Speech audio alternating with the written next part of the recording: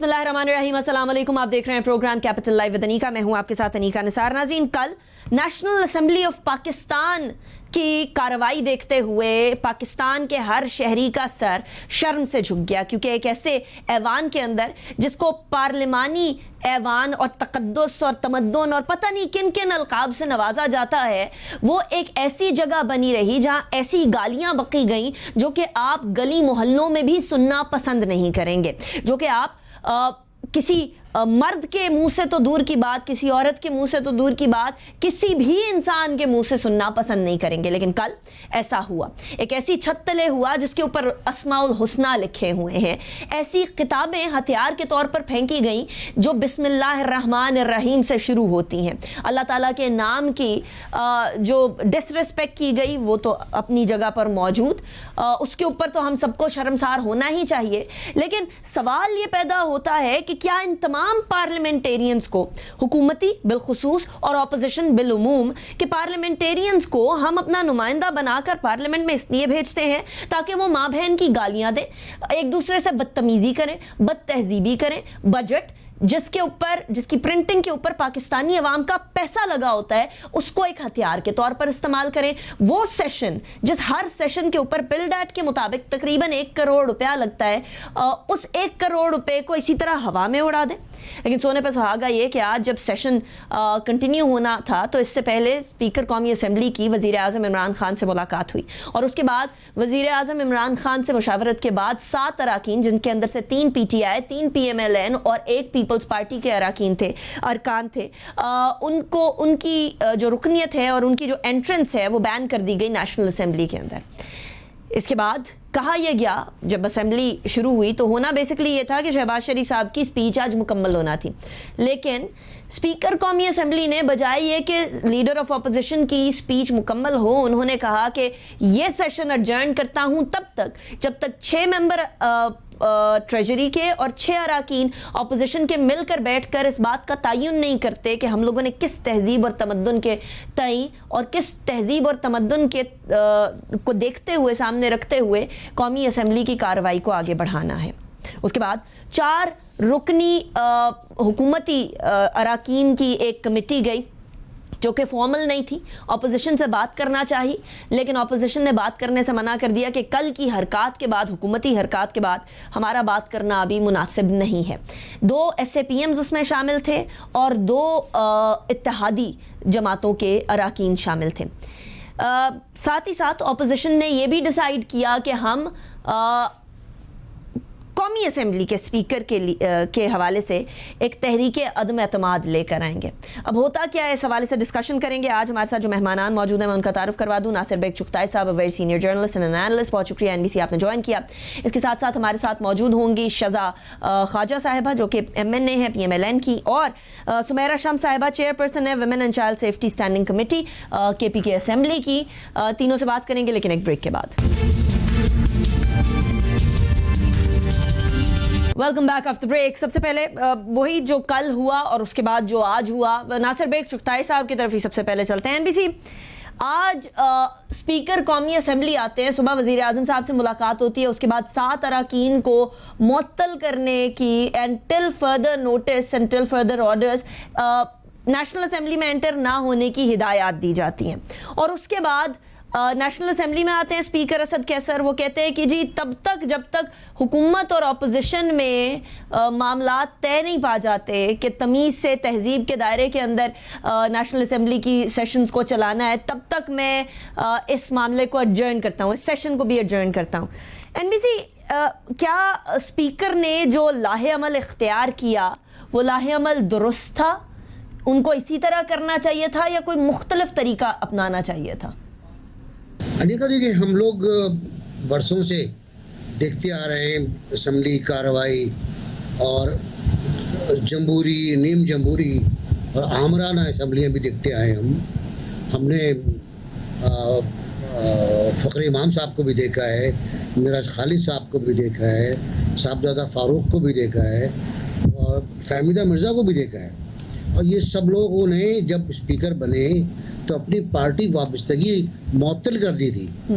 ये पार्टी के इजलासों में नहीं जाते थे, ये पार्लिमानी पार्टी इजलास में नहीं बैठते थे हमारा स्पीकर जो इस वक्त है, बहुत मुझे दुख होता है देखकर कि वो ना सिर्फ पार्टी के इजलासों में बैठ रहे हैं बल्कि प्राइम मिनिस्टर से हिदायत ले रहे हैं।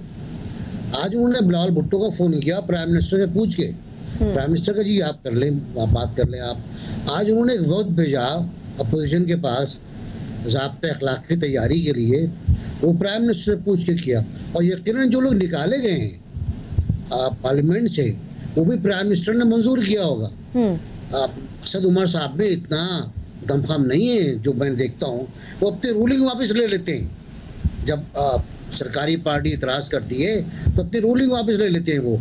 अब सूरत ये हुई है कि अभी आज जो इजलास हुआ असम्बली का, उसमें फिर कोशिश की गई कि खिताब करें वो, लेकिन जो जख्म लग चुके हैं वो इतने गहरे हैं और बड़े अफसोस की बात है, इंतहाई अफसोस की बात है कि इतने सीनियर पार्लियामेंटेरियन मखदूम शाह महमूद साहब, शफकत महमूद साहब और तो और श्री मजारी साहिबा, छोड़ें आप आगा रफीउल्लाह वगैरह को, ये तो नए लोग हैं, या अली नवाज आमान को, इनको भी छोड़ दें। ये 3-4 लोग जो इतने सीनियर हैं, ह्यूमन राइट्स की बात करते हैं, एक वजीर खारजा है और एक वजीर तालीम है, वो तालीम दे रहे थे कि किताबें किस तरह पढ़ की जाती हैं। उन्हें तो तालीम श्री मजारी साहिबा दे रही थी बाकायदा। नहीं, शफकत महमूद साहब बता रहे थे जरताज को कि बीबी इस तरह मारते हैं। तो अब ये जो फिर जो गालियां थी, अच्छा मैं ये नहीं कहता इससे पहले कभी नहीं हुआ, बहुत हुआ इससे पहले, लेकिन गो बाबा गो तक रहा, गो बीबी गो तक रहा, वो खड़े होकर नारे लगाते रहे, एक आध थप्पड़ मार दिया। मैं तो ये भी कहता हूँ कि हमारी असम्बली में कत्ल भी हुआ है। सितंबर 1958 ईस्ट पाकिस्तान असम्बली, जिसके बाद मार्शल लॉ लगा। डिप्टी स्पीकर शाहिद पटवारी साहब, उन्होंने एक रूलिंग दी, उस रूलिंग पे हंगामा हुआ, बहुत मारपीट हुई और एक फेंक के मारा गया पेपर वेट जो शाहिद साहब के सर पे लगा, इंतकाल कर गए वो। ये भी हुआ है। लेकिन आप जिस वादे पर आए थे रीका, वो ये था कि हम ये तब्दील कर देंगे, हम ये सारा सिस्टम तब्दील कर देंगे, पार्लियामेंट को पार्लियामेंट बनाएंगे, पार्लियामेंट में कानून साजी होगी, पार्लियामेंट में लोग, मैं आऊंगा हर हफ्ते सवाल जवाब दूंगा। कुछ नहीं हुआ, आपने तो पार्लियामेंट को जो पहले थी उससे बुरा कर दिया। Right NBC. अच्छा शाह साहब, मैं आपकी तरफ आऊंगी। आज जो कल हुआ वो तो सबके सामने था, सबको मालूम है कि क्या हुआ। कुछ मामलात हम लोग, कुछ गालियां हम लोग नहीं ऑन एयर कर सकते सोशल मीडिया पे, लेकिन वो उनकी भरमार पड़ी है, सब जगह पर सुनाई दे रही है, गूंज है माँ बहन की गालियां कल जो दी गई हैं अनफॉर्चुनेटली। लेकिन आज ये हुआ कि आज स्पीकर कौमी असेंबली ने 7 लोगों की मेंबरशिप को मुअत्तल कर दिया और एंट्रेंस को बैन कर दिया टिल फर्दर ऑर्डर्स। एंड उसके बाद जब सेशन शुरू हुआ तो वो कहते हैं कि जी जब तक हुकूमत और अपोजिशन बैठकर लाहे अमल नहीं तय कर लेती, तरीक़ाकार नहीं तय कर लेती पार्लियामेंट्री सेशंस को आगे बढ़ाने का तमीज़ और तमद्दुन के दायरे में, तब तक मामला आगे नहीं बढ़ सकता। लेकिन इस सारे के अंदर पीछे रह गई तो शहबाज शरीफ साहब की स्पीच। आपको लगता है कि स्पीकर कौमी असेंबली ने आज जो अडजर्न की सेशन को, वो ठीक किया? बिस्मिल्लाहिर्रहमानिर्रहीम। लेकिन जहाँ तक लीडर ऑफ ऑपोजिशन की स्पीच का तक है, ये पाकिस्तान की हिस्ट्री में और पार्लियामान की हिस्ट्री में पहली दफ़ा हुआ है कि एक लीडर ऑफ ऑपोजिशन की बजट स्पीच में आज 7वीं एडजर्नमेंट ली है स्पीकर ने। हमने कोई एडजर्नमेंट नहीं मांगी, हम पहले दिन से तकरीर करने की कोशिश कर रहे हैं और ये भी हमने पहली दफ़ा देखा है कि हुकूमती बेंचेस से इस तरह का एहतजाज हुआ है और बजट की जो डॉक्यूमेंट्स हैं उनको पहले फाड़ के हवा में उड़ाते रहे, जिस तरह अपने ही बजट पर एहतजाज कर रहे हो, और उसके बाद जिस तरह इनको इंस्ट्रक्शंस दी गई थी लीडर ऑफ अपोजिशन के हवाले से और गलत अल्फाज इस्तेमाल करके इंस्ट्रक्शंस दी गई थी कि इनको जो है वो तकरीर नहीं करनी देनी, इनके वुज़रा से लेके तमाम नीचे हर रुकन तक ने उसको जो है वो पाए तकमील तक पहुंचाया। और वो बदजुबानी और वो बदतमीज़ी और बदतहजीबी जो आपको सड़क पे गली मोहल्लों में भी नहीं नजर आती, इन्होंने पार्लियामान में करके दिखाई। और जिस तरह इन्होंने पार्लियामान का इस्तेहकाक हुकूमती बेंचेस की तरफ से मजरू हुआ है कि आप ये देखें कि वुज़रा जो हैं वो टेबल पे खड़े होके लीडर ऑफ अपोजिशन पर हमला कर रहे हैं, निशाने लेके किताबें मार रहे हैं कोई वजीर जो है वो कागज फेंक रहा है, पेपर बॉल्स बना के फेंक रहा है, कोई कुछ फेंक रहा है, कोई गालियां दे रहा है, और गालियां भी उस नौइयत की कि आप अपनी घर में अपनी फैमिलीज के साथ शायद बैठ के सुन भी ना सके। टीवी उसको आज भी जो है वो म्यूट करके सुनाने पर मजबूर है। तो ये जब हुकूमत की तरफ से इस तरह का रवैया आएगा अपने ही बजट के ऊपर, तो ये पार्लियामेंट तो इस स्पीकर की कमजोरी की वजह से डिसफंक्शनल है। अब आज भी एडजर्न करने का मतलब कोई तुक नहीं बनता था।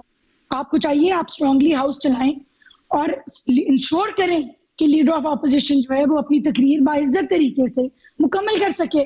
हम ऑपोजिशन है, हमारा काम है यहाँ पे अवाम की आवाज उठाना, लोगों को रिप्रेजेंट करना। हमारे लीडर ऑफ ऑपोजिशन जो हैं, इनसे एक उनकी तकरीर का एक लाइन नहीं सुनी गई कि इनकी जेबें तो खाली हैं और ये बजट जिस किस्म का दे रहे हैं, और इन्होंने अपने प्लान के मुताबिक पार्लियामेंट पे, और पार्लियामेंट का मतलब है जमहूरियत के ऊपर हमला किया। राइट। अच्छा शहजा, इल्जाम लेकिन इसका ऑपोजिशन पे लगाया जा रहा है हुकूमत की तरफ से कि तमाम मामला जो खड़ा हुआ वो आप लोगों की वजह से खड़ा हुआ। आपके एमएनए अली गौहर ने कुछ जानवरों से तशबीह दी वजीर आजम को भी और हुकूमत को भी, और उसके बाद फिर हुकूमत भी आपे से बाहर हो गई। फिर मुराद सईद साहब का भी एक ट्वीट है, वो भी कहते हैं कि जी जब हमारी खातीन और जब हमारे लीडर के ऊपर बात आ जाएगी तो फिर हम भी बर्दाश्त नहीं कर सकते, बेइज्जती करवाने पार्लियामेंट में हम नहीं आए। ये एक फवाद चौधरी साहब का ट्वीट, एक मुराद सईद साहब का ट्वीट है। शुरुआत कहाँ से हुई, असल सवाल ये है, क्योंकि लोग कह रहे हैं कि तो रिएक्शन दिया आलियावान ने, ऑल्दो ये किसी भी तरीके से जस्टिफाइबल नहीं है, किसी भी तरीके से माँ बहन की गाली देना अलाउड होना ही नहीं चाहिए। पार्लियामेंट में तो दूर की बात, किसी आम गली मोहल्ले में भी अलाउड नहीं होना चाहिए। लेकिन मामला शुरू किधर से हुआ? इस पार्लियामेंट के अंदर 21 कैमरे लगे हुए हैं सर्विलेंस के लिए। आप निकलवा लें, आप as media RTI right to information के तहत आप कैमरे की फुटेजेस निकलवाएं और दूध का दूध पानी का पानी हो जाएगा। ये हम तो हाउस में ये लीडर ऑफ ऑपोजिशन अभी खड़े भी नहीं हुए थे कि इन्होंने बदतमीजी शुरू कर दी थी, इन्होंने नारेबाजी शुरू कर दी हुई थी, इन्होंने प्रोटेस्ट शुरू कर दिया हुआ था। आप मुझे बताएं, हुकूमत अपने बजट पे किस मुल्क के अंदर प्रोटेस्ट करती है? एक हुकूमत अपने ही बजट पे कब प्रोटेस्ट करती है? लीडर ऑफ ऑपोजिशन के ऊपर हमला करना, पहली किताब इनकी तरफ से आई, पहले इनके अली नवाज अवान साहब, वो वीडियो मैंने बनाई हुई है, उन्होंने उठा के हमारे मेंबर के ऊपर किताब मारी, कुछ गालियों से भरी हुई जुबान के साथ। उसके बाद पहली किताब आप ट्वीट में हुई है, हम आपको वीडियोस में फुटेज भी भेज देती हूँ। पहली किताब लीडर ऑफ ऑपोजिशन के ऊपर आके गिरी, जो उनके साइड पे आके गिरी। अगर आप लीडर ऑफ ऑपोजिशन को किताब मारेंगे तो आप क्या एक्सपेक्ट करते हैं कि आगे से आपको क्या मिलेगा? तो मतलब इस तरह की हरकतें जो हैं ये प्री प्लान था। ये एक दिन पहले की आप इनकी टीवी की भी रिकॉर्डिंग्स निकाल के देख लें, ये टीवी पे भी कह रहे हैं कि हम नहीं बोलने देंगे, हम नहीं करने देंगे, और लीडर ऑफ ऑपोजिशन की बिस्मिल्लाहिर्रहमानिर्रहीम से पहले ही ये अपना एहतजाज शुरू कर चुके थे। राइट। अच्छा, खवातीन की बात कर ही रहे हैं तो शज़ा, कल भी पीटीआई की खवातीन, आज भी खवातीन पीटीआई की ये कहती रही कि हम पर अटैक हुआ, फिजिकल अटैक हुआ। ऑपोजिशन इस हद तक गिर गई है कि जी खवातीन पर अटैक करने लग गई है। क्या पार्लियामेंट में खवातीन पर एम्ड अटैक किया गया ऑपोजिशन की तरफ से, और क्या हुकूमत की तरफ से आप लोगों की खवातीन पर अटैक किया गया या नहीं? इस पूरे बजट की कार्रवाई के अंदर स्पेशली कल तो जो हुआ वो हुआ, परसों भी जो हुआ वो हुआ, इस तमाम के अंदर खवातीन कितनी ज्यादा वल्नरेबल हो गई हैं नेशनल असेंबली के अंदर? देखिए, इसमें दो चीजें हैं। एक तो आप परसों की कार्रवाई निकालें और उस कार्रवाई में हमारी खवातीन मेंबर्स प्लेकार्ड्स लेके खड़ी हुई हैं और इनकी खवातीन आके हमारे मुंह पे बदजुबानी करती हैं चेंज के फासले से, और उसके बाद फिजिकली हमला करती हैं, हमारे प्लेकार्ड्स फाड़ती हैं। हमारे पास फुटेजेस मौजूद हैं, सोशल मीडिया पे मौजूद है, टीवी पे चली, उसकी कोई कमी नहीं है। क्या स्पीकर ने ज्वाइन किया? क्या किसी हुकूमती नुमाइंदे ने उसको कंडेम किया? क्या उनको रोका? ये पहले बात। दूसरी बात, जब ये तो बाय द वे बात है जब हम पीसफुली प्रोटेस्ट कर रहे हैं, हम तो मुंह से कुछ बोल भी नहीं रहे, सिर्फ प्लेकार्ड्स लेके खड़े हैं। लेकिन जब इस तरह की हंगामा रही हो जाए जो कल हुई, उसमें फिर मेंबर होता है। उसमें जब किताब पढ़ रही है तो किताब ये देखते हुए तो नहीं आ रही कि अब खातून पे आ रही है या मर्द पे आ रही है। एक हंगामा आरई में हमारे राणा सनाउल्लाह साहब को लगी, हमारे बोसाल साहब के यहाँ पे बाकायदा कट लगा, खून निकला, हमारे खुर्रम दस्तगीर साहब को लगी। मतलब एक फहरिस्त है जिन लोगों को कल किताबें आके लगी हैं। आप अगर उस धक्कम पेल में आपको भी किताब लग गई तो इतना बड़ा ड्रामा रचाने की तो जरूरत नहीं है। इसके ऊपर एक खवातीन का कार्ड खेलने की जरूरत नहीं है। अगर किसी ने माँ बहन की गालियां दी हैं तो वो हुकूमती नुमाइंदे हैं, अगर किसी ने औरतों की तज़ीक की है तो वो हुकूमती नुमाइंदे हैं। आप मुझे एक वीडियो निकाल के दिखा दें जहां पे हमारे किसी मेंबर ने माँ बहन की गाली इनके ऊपर निकाली हो, इनकी किसी फीमेल मेंबर से बदतमीजी से बात की हो, इनकी किसी फीमेल मेंबर को अटैक किया हो। आप हमें मुझे एक वीडियो निकाल के दिखा दें, हम अवाम के सामने माफी मांगने को तैयार हैं। राइट, चलिए मुझे जरा सुमेरा शाम साहिबा की तरफ जाने दीजिए। सुमेरा साहिबा, आप चेयरपर्सन हैं विमेन एंड चाइल्ड सेफ्टी के स्टैंडिंग कमेटी की, केपीके की।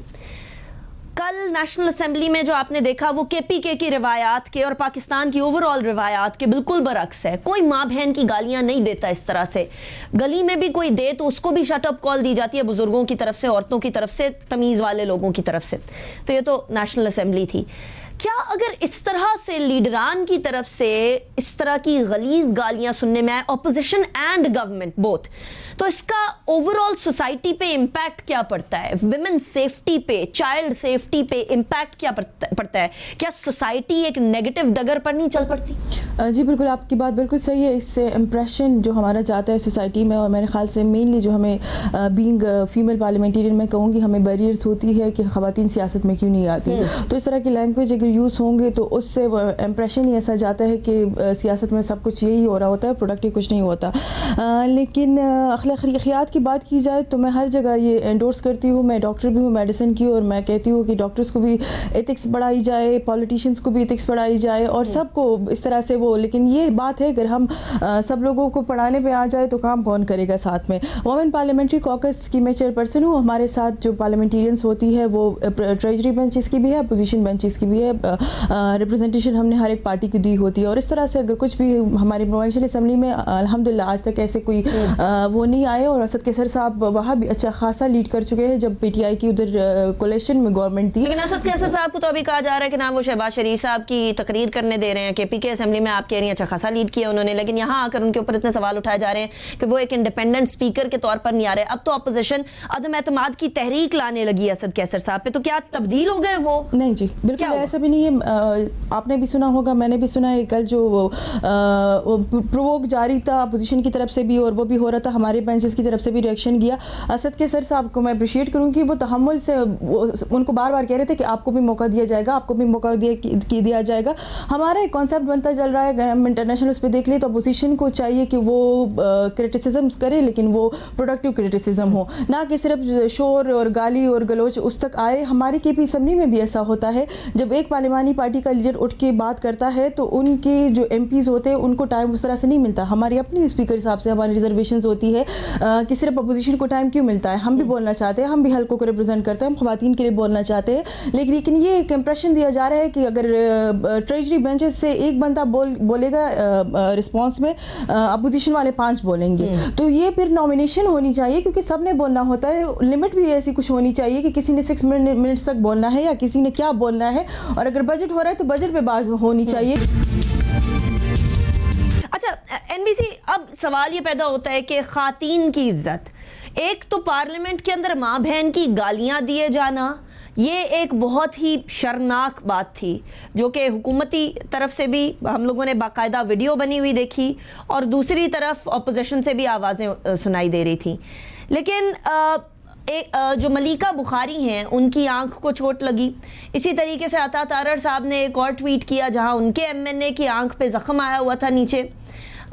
मामला इस हद तक पहुंच गया है कि जिन किताबों पर बिस्मिल्लाहिर्रहमानिर्रहीम लिखा होता है वो बेहुरमती के साथ फेंकी जा रही हैं और ख़वातीन की भी बेहुरमती की जा रही है। वो हमारा तहजीब, तमद्दुन, ख़ातीन का तक़द्दुस, माएँ बेटियाँ बहनें सांझी होती हैं, वो तमाम चीज़ें किधर गई हैं एनबीसी, कंसिडरिंग कि ये वो पार्लियामेंटेरियंस हैं जिनको इनके फॉलोअर्स ने फॉलो करना है, उनके रवैयों को नकल करनी है उनकी। आप किताबों की बात कर रही हैं, अगर छत पर आप देखें तो अस्माए रब्बानी लिखे हुए हैं। उस छत के नीचे आपने जो गालियां दी हैं, जो सुनाई दी गई, जो बाकायदा इस वक्त चल रही हैं, ऑन एयर हैं सोशल मीडिया पर, अगर मेन स्ट्रीम मीडिया नहीं भी कर रहा तो ऑन एयर है, इनकी गालियां कहाँ से आई? और आपके दिल में इतना गुबार क्यों है, इतना गुस्सा क्यों है कि आपको बार बार झपट रहे थे मारने के लिए, आप बार बार लपक रहे थे और आपको किसी शरीफ आदमी ने पीछे से पकड़ लिया, वरना आप यकीन थप्पड़ तो मार ही देते, कम से कम आप 2-3 मुँह से मार रहे थे। लेकिन जो कुछ भी सूरत हाल है वो ये, मुझे आज भी अफसोस हुआ कि आज नवाज शरीफ साहब खिताब किया तो उनके चारों तरफ साजन एट आर्म्स खड़े हुए थे। ये पाकिस्तान की कौमी असम्बली की तौहीन है, ये पाकिस्तान के दस्तूर की तौहीन है, ये पाकिस्तान के जमहूर की तौहीन है। अगर ये असम्बली चलानी है तो भाई ना चलाएं। ये गालियां, ये औरतों की तौहीन। फिर आप देखिए श्री मज़ारी साहिबा ने कल क्या किया। सिर्फ अनिका, मैं और आप उनका बड़ा एहतराम करते हैं, उन्होंने क्या किया, उन्होंने जो कुछ किया अपने आप का अपना भरम खोया। शफकत महमूद साहब ने जो कुछ किया अपना भरम खोया। ये वो लोग हैं जो संजीदा शुमार किए जाते हैं। और मुझे लगता ये है कि इनसे कहा गया था कि जो ज़्यादा हंगामा करेगा, जो ज़्यादा कोच करेगा, जो ज़्यादा ट्यूशन देगा हंगामा करने के, उसको इनाम दिया जाएगा और वो आगे बढ़ेगा। शायद वो रेस चल रही थी, वो एक दौड़ चल रही थी, और ये मैं नहीं समझता कि इस मुल्क में डेमोक्रेसी के लिए कोई ब्रेक राइट। अच्छा एनबीसी, अब 6 अरकान कौमी असम्बली के स्पीकर असद कैसर ने बोला इधर से अपोजिशन की तरफ से 6 अरकान ट्रेजरी बेंचेस की तरफ से आएँ और आकर बातचीत भी करें। हुकूमत के एक वफ्द ने बातचीत भी की जिसके अंदर 2 SAPMs और 2 इत्तेहादी शामिल थे कि आइए तहजीब के दायरे में रहते हुए पार्लियामेंट को चलाते हैं। अभी तक ये तो डिसाइड नहीं हुआ कि वो 6 और 6 अरकान कौन कौन होंगे, लेकिन एटलीस्ट हुकूमती वफ्द की तरफ से ये कांटेक्ट ज़रूर किया गया है। But the problem is NBC कि पिछले 3 साल में जो होता आया, हुकूमत की तरफ से भी अपोजिशन की तरफ से भी, दोनों बराबर के मुजरिमीन हैं। क्या गारंटी है कि इन 6 अरकान के मिलकर बैठ के ज़ाब्ता अखलाक तय करने के बाद अगले 2 साल में ये नहीं होगा? देखिए, हम कहते हैं जमहूरियत नीचे से आती है, यहाँ उल्टा मामला है, यहाँ ऊपर से आती है। अगर अनिका प्राइम मिनिस्टर और हिज़्ब इख्तिलाफ के कायदीन ये तय कर लें कि ज़ाब्ता अखलाक में हो ना हो, पार्लियामेंट की जो ट्रेडिशंस हैं उन पर अमल किया जाए तो मामला सही हो जाएगा। अगर आप लोगों को हाँका ना लगाएं बकवास करने के लिए, गिलाज़त बोलने के लिए, गालियां देने के लिए, ना उकसाएं, आप उस पर तालियां ना बजाएं, ख़वातीन वहाँ खड़े होकर उस पर क़हक़हे ना लगाएं, उसको एंजॉय ना करें, तो ये सब कुछ खुद ही हल हो जाए। कोई ज़ाब्ते की जरूरत नहीं है। आज वो गए थे, उन्होंने मुलाकात की अपोजिशन से और अपोजिशन ने उनसे कह दिया कि जी अभी तो आप जाइए, हमारा मूड तो बिल्कुल नहीं हो रहा बात करने का, अब हम स्पीकर के खिलाफ तहरीक एतमाद लेकर आएगी, क्योंकि स्पीकर अपना काम नहीं कर पाए।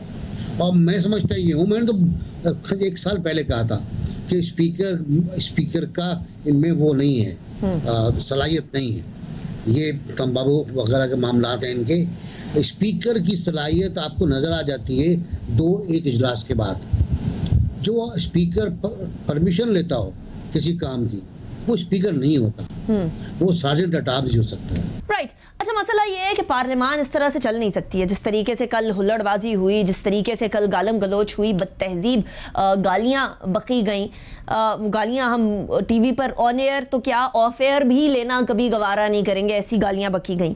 लेकिन मसला ये है कि एक इमेज ये जाता है कि शायद लीडरशिप की तरफ से थपकी दी जाती है। दोनों जो सियासतदान मेहमान है मेरे, मैं उनसे सवाल करूंगी। शाह साहब, सबसे पहले आपसे, क्या PMLN की लीडरशिप इस तरह के जितने भी लोग जिन्होंने बदतहजीब सलूक रवा रखा या रवैया रवा रखा, उनको या तो सस्पेंड या कोई सज़ा देने को तैयार है, या क्या उनसे माफ़ी मंगवाने को तैयार है या नहीं? और इसके बाद फिर यही सवाल मैं पाकिस्तान तहरीक इंसाफ की तरफ भी लेकर जाऊंगी। देखिए, हमारी पार्लिमानी रिवायत भी यही है और हमारे लीडरान बिलखसूस मियाँ नवाज शरीफ साहब और मियाँ शहबाज शरीफ साहब, हमें हमेशा से ये तलकीन रही है, सबसे पहले तो ये कि किसी की ज़ाती और निजी ज़िंदगी के ऊपर कोई बात नहीं। इस ऐवान में हुकूमती अरकान ने उस हर चीज़ को पामाल किया। किसी पे बदजुबानी नहीं करनी, हमें बाकायदा इंस्ट्रक्शंस हैं और ये बात हमारी सफ़ों में बुरी समझी जाती है, उसको कंडेम किया जाता है, लेकिन उसके मुतरादिफ जो हुकूमती जमात है उनको ऊपर से गाली देने की हिदायत दी जाती है, तलकीन दी जाती है, ऐसा लगता है बिठा के क्लास दी जाती है कि आपने क्या क्या ज़बान इस्तेमाल करनी है, क्या क्या गाली देनी, और उसको अप्रिशिएट किया जाता है। आप यकीन करें, मैं एक इनके मेंबर की वीडियो बना रही थी, उसने मुझे कहा प्लीज़ वायरल करा दें, शायद मैं भी मिनिस्टर बन जाऊं। अभी इनके अपने मेंबर की बात है, इनकी सफ़ों में प्रमोशन का क्राइटेरिया है कि कौन कितना बदतमीज है। ये तो अवाम जानती है, दुनिया जानती है। आज तक ऐसा नहीं हुआ था कि हुकूमती बेंचेस जो हैं वो ऑपोजिशन बेंचेस से सलाम के रवादार ना हो। हमेशा एक कॉर्डियल माहौल में चलता था, एहतजाज भी होता था, डेमोक्रेसी इसी का नाम था कि हम तनकीद भी करते थे, गिला शिकवा भी करते थे, एहतजाज भी करते थे, लेकिन एक पर्सनल लेवल पे एक बेसिक जो रवायात है, हमारा कल्चर है, हमारी सोसाइटी, हमारा मजहब है, वो कभी इस तरह से जो रवायात हैं उनको हमने वायलेट नहीं किया, पामाल नहीं की। मगर आज जिस तरह असेंबली है पिछले 3 साल से, इनके वजीर हमें सलाम करते हैं, अगले दिन वजीर आजम उनसे बात नहीं करता, तो इस तरह तो वाकई असेंबली नहीं चल सकती और ना चल रही है। इसको डिसफंक्शनल करने की बाकायदा मुहिम चलाई जा रही है इस हुकूमत की तरफ से, और ये प्लान करके, मंसूबाबंदी करके इस असेंबली को फेल करने की कोशिश की जा रही है अपनी हुकूमती नाकामियां छुपाने के लिए, क्योंकि इनसे परफॉर्म नहीं किया गया।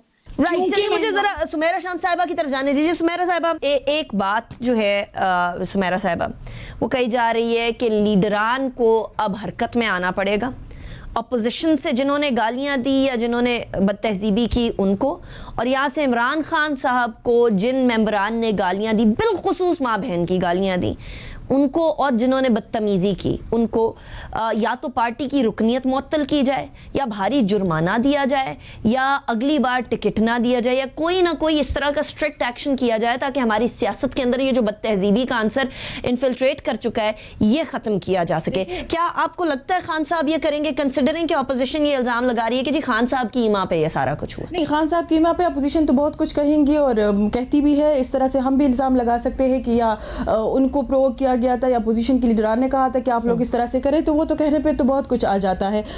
जो एक्शन लेना था, स्पीकर साहब को स्टूडेंट ऑफ द हाउस है उन्होंने ले लिया, और including the member of the treasury benches उन्होंने बैन कर दिया। मेरे ख्याल से साल में एक दफ़ा बजट का सेशन होता है जो हर एक हल्के से हो, शायद वो मिनिस्टर हो या कोई भी पार्लियामेंटेरियन हो, प्राइवेट से हो, ट्रेजरी से हो, वो चाहता है कि बजट के सेशन में पार्टिसिपेट कर सके ताकि अपने हल्के को उसी तरह से डेवलपमेंटल प्रोजेक्ट्स और उसकी तरह उनको फैसिलिटेट किया जाए। ये मेरे ख्याल से सबसे बड़ी सज़ा है अगर उनको दे दी गई है और उनको बजट के सेशन से आउट कर दिया गया है। आगे अगर ज़रूरत पड़ी तो मैं अपनी लीडर पे इतनी कॉन्फिडेंट हूँ कि बहुत सारे उन्होंने टफ डिसीजन लिए, पार्टी के बहुत सारे ऐसे वर्कर्स थे जिन पे उन्होंने कंप्रोमाइज़ किया, हालांकि वो सबको पता है कि बहुत बेस्ट उसमें आते थे, लेकिन अगर अखलाकियात पे बात आ गई तो मैं कह सकती हूँ कॉन्फिडेंट के साथ कि खान साहब इस पे भी कंप्रोमाइज़ नहीं करेंगे। राइट, चलिए आखिरी सवाल, अब पार्लियामेंट की तौकीर बेतौकीरी ना हो, तौकीर सही रहे, सलामत रहे, वो इंश्योर करने के लिए हुकूमत की तरफ से और अपोजिशन की तरफ से क्या क्या इक़दामात होने चाहिए? जो 6 मेंबर्स की कमेटी बनेगी, उधर से 6 मेंबर इधर से, डू यू थिंक ये किसी काम की रहेगी? कुछ नहीं, हो सके? मैं कहती हूँ मैं कहती हूँ कि डायलॉग्स होनी चाहिए और उसमें बताना चाहिए, जैसे मैंने मेंशन किया कि जिस तरह के अपोजिशन के मेंबरान का हक है कि वो बोले, अपने हल्कों को रिप्रेजेंट करे, या सिर्फ खान साहब की कैरेक्टर असैसिनेशन या PTI वर्कर्स की या मिनिस्टर्स की, उसके अलावा अगर वो प्रोडक्टिव क्रिटिसिज्म पे आते हैं तो वाई नॉट, उनको भी मिलना चाहिए। लेकिन साथ में इन लोगों को ये बात एंडोर्स करनी पड़ेगी कि पार्लियामेंट में जो बंदा भी आता है या बंदी आती है वो उनको बोलने का हक वैसे ही होना चाहिए जैसे किसी अपोजिशन की लीडर को है या ट्रेजर बेंच से पार्लियामानी लीडर को है। तो मैं कहती हूँ कि ये एक डायलॉग का वो है और मेरे ख्याल से मिल बैठ के इस चीज़ को वो होना चाहिए। और इसके लिए स्ट्रिक्ट ऐसी कोई हमारे पास रूल्स ऑफ बिजनेस में अगर नहीं है तो होनी चाहिए कि अगर कोई ऐसे लैंग्वेज यूज़ करेगा एब्यूसिव लैंग्वेज तो उसको डिस्क्वालीफाई किया जाएगा, जैसे हम 72-63 और उसका भी कहते हैं। तो रूल्स में ऐसी कोई अगर अमेंडमेंट की जरूरत है तो वो भी होनी चाहिए। राइट, बहुत शुक्रिया सुमेरा शाम साहिबा, आपने ज्वाइन किया। इससे पहले शजा साहिबा, आपका भी बहुत शुक्रिया, आपने ज्वाइन किया, और NBC आपने ज्वाइन किया। Thank you so much for joining me in the show. नाज़रीन, घूम फिर कर बात एक ही नुक्ते पे आती है, वो है तहजीब और पाकिस्तान की तहजीब हमें ये किसी तरीके से नहीं ये सिखाती और हमें बताती कि हम लोग कहीं भी किसी भी तौर पर किसी को भी गाली दें। खातून और माँ और बहन तो वैसे भी मुक़द्दस रिश्ते होते हैं, गालियों का मवाद नहीं बनना चाहिए इन मुक़द्दस रिश्तों को। अनीका निसार को इजाज़त दीजिए, अपना बहुत ख्याल रखिए। इस उम्मीद के साथ ये जो 6 मेंबर इधर से और 6 मेंबर उधर से जो 12 रुकनी कमेटी बनेगी, ये कोई तहजीब के दायरे, तहजीब की लकीरें खींच सके, ताकि हमें और हमारे घर पे बैठे हुए लोगों को और जो नुमाइंदे हमने भेजे हैं जो इस तरह की ज़बान इस्तेमाल नहीं करते, उनको एक बार फिर इस तरह की गंदी ज़बान ना सुननी पड़े। अल्लाह हाफ़िज़।